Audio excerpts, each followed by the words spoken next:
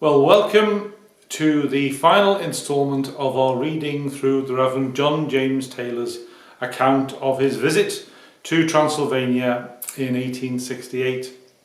And thank you to all of you who've followed this through. Some of you I know each day, and some of you at your own pace. But these videos will remain on YouTube for people to watch at their leisure. So Mr. Taylor and his daughter Hannah have come to the end of their trip, and they're about to set off back to England. Taylor at the time, I think, was about 71 years old, and it was quite an arduous journey. He was someone who was used to travel. He travelled extensively in Germany, and they make a long trip out to Transylvania beforehand. But the sad postscript to this story, of course, is that sadly John James Tayler died within about 6 months of getting back to England.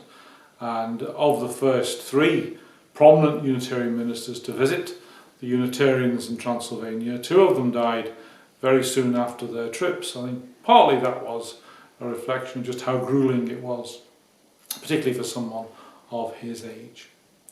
But we'll carry on with the reading as they prepare to set off back for home.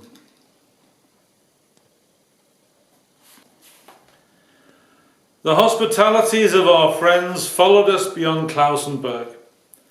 The next day, when we were to set out on our return home, we found that a most commodious carriage and four, the usual number of horses in travelling any distance in this country, had been provided for our conveyance to Grosswardein, and that we were to be accompanied by Mr. Simen and a pupil of his as far as Pest. The bishop and a number of other friends surrounded our carriage at parting and bade us an affectionate farewell. Mr. Simen's intelligence and information rendered the early part of our journey homeward very agreeable. Many things which had excited an unsatisfied curiosity when we first passed through the country, he now fully explained to us. Nothing could exceed the kindness of the Transylvanians to the last. On arriving at the little Avar village, Banfi Huriad, where we were to sleep, we found the inn crowded and all its rooms engaged. An Unitarian gentleman who filled some official position in the place, on hearing of this, succeeded in procuring us an apartment for the night, to the dispossession, I am afraid, of some previous occupant. And the same gentleman met us as we were driving out of the village at an early hour next morning, with 4 bottles of excellent wine and a jar of preserves for my daughter, which he begged us to accept for our refreshment on the journey. We witnessed some remarkable effects in traversing the great plain of Hungary.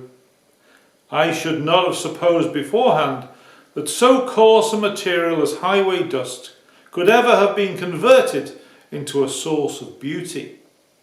But in this part of the country, partly as a consequence of the long-continued drought, it had become exceedingly thin and fine.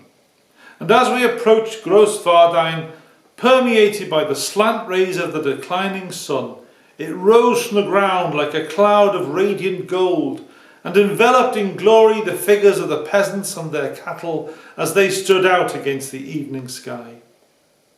Next day, from the window of the railway carriage, we distinctly observed a mirage on the extreme verge of the horizon, a lake or sea with its rippling waters and adjacent shore. Our pleasant travelling companions dined with us the last day that we were in Pest, and we took leave of them with a grateful sense of all the kindness that we had experienced among their countrymen, and a hearty wish that these feelings of mutual regard might ever be cherished between countries which have so much in common as England and Hungary. I have already remarked that hitherto Unitarianism has been confined to Transylvania, and has not as yet a single church in Hungary proper. In all probability, however, this will soon cease to be the case. Mr. Bozogany, later professor in the college at Klausenberg, and who will be perhaps remembered by some of my readers as having visited England several years ago, has recently been appointed private secretary to Baron Eötvös, Minister of Worship and Instruction at Pest. There are many individual Unitarians in that capital, and Mr. Buzzogany told me that he meant to avail himself of the opportunities of his position for collecting there a church of Unitarian worshippers. The temper of the present Liberal government would not be unfriendly to such an effort. There are other circumstances that would seem to favour the chance of ultimate success.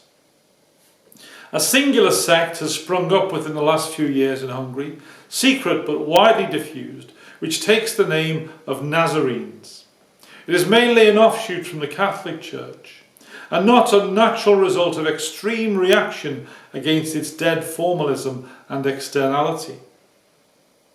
Its adherents have repudiated all Christian ordinances and have substituted, something after the manner of the New Catholics in Germany, simple festivals of the seasons. They lay chief stress on the unity of God and believe with much respect for his person and teaching in the simple humanity of Jesus Christ. They have not yet ventured to form themselves into a church. They hold private and secret meetings. Bishop Kreitzer told me that he had been in correspondence with them and was in possession of some of their manuscripts. Could a simple, rational theology be preached to these people? It is hoped they might be disposed to listen to it and ultimately become members of a Christian church. The history of their ancient but long depressed and persecuted religion is now an object of much interest and research to the Unitarian scholars of Transylvania. Mr. Jakob, the historian of Klausenberg, whose collection of rare old Unitarian books I've already alluded to, has been for years accumulating materials for such a work, which his access to the public archives and the post that he holds in the government afford him singularly favourable opportunities of obtaining. Mr. Kovac, who formerly visited England, now a very old man, living in retirement in the country, is understood to be working up the mass of rare and scattered information which he has spent a long life in collecting. I found the feeling very general among the Transylvanians in favour of maintaining the connection with England, which has already been commenced in the practice of sending some of their young men to complete their studies in our colleges. Such change of scene and experience widens their views and develops their powers. Men who have been educated in England are in request for higher positions. Mr. Paget, who is much interested in this matter and at the same time a very competent judge, is of opinion that if all these young men do not enter the ministry, they may still, by the liberal feelings and views which they will help to diffuse through the country, be of not less service to the general cause of truth and liberty with which Unitarianism is so closely identified.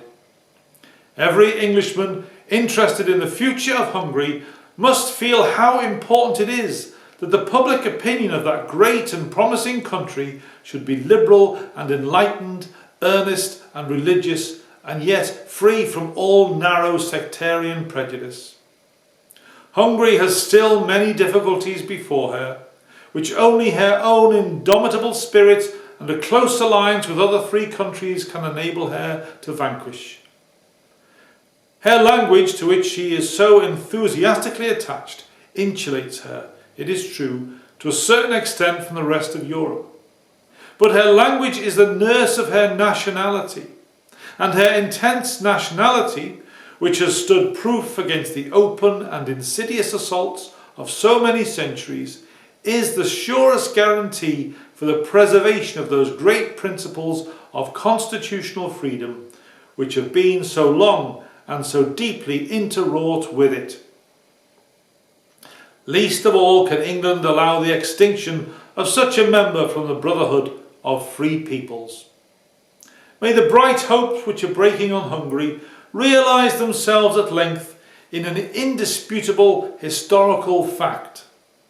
May she become the base of a grand cordon sanitaire of free institutions stretching from the Carpathians to Scandinavia, to protect Western Europe from the infection of the despotic principles which lie beyond it. John James Tayler. And here is where his account ends. So I may follow up these readings with readings from other sources, but this isn't quite the end, because following this recording there'll be a short piece of music which was recorded at the 450th anniversary service in Torda in 2018. Thank you for watching.